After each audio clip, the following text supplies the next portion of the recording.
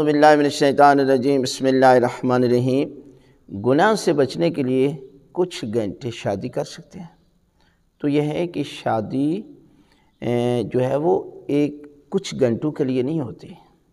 دیکھیں، نکاح جو ہے یہ دائمی ہوتا ہے، اور ایک نکاح ہے متع، اور متع بھی نکاح کی شکل ہے۔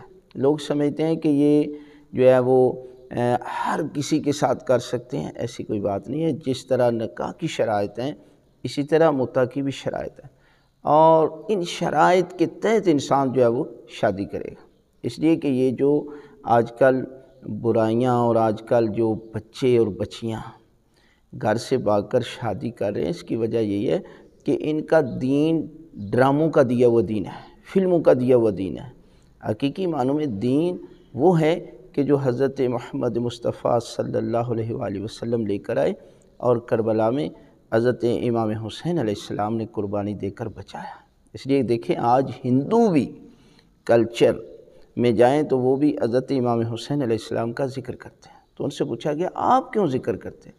تو انہوں نے کہا کہ دیکھیں، جب انسان گھر میں آتا ہے اور گھر میں ایک عورت کتنے روپ میں ہوتی ہے، ماں کے روپ میں، بیٹی کے روپ میں، بہن کے روپ میں، زوجہ کے روپ میں، اور جب انسان ان چار رشتوں کو اپنی اپنی جگہ پر مقام، عزت اور احترام دیتا ہے، تو سمجھ لینا کہ حضرت امام حسین علیہ السلام کی قربانی کو یاد کر رہا ہے۔ یہی وجہ ہے کہ ہمیں ہر رشتے کو اس کی عزت اور احترام دینا چاہیے۔ لہذا یہ جو برائیاں معاشرے میں پیدا ہو رہی ہیں نا، یہ دین سے دوری کا نتیجہ ہے۔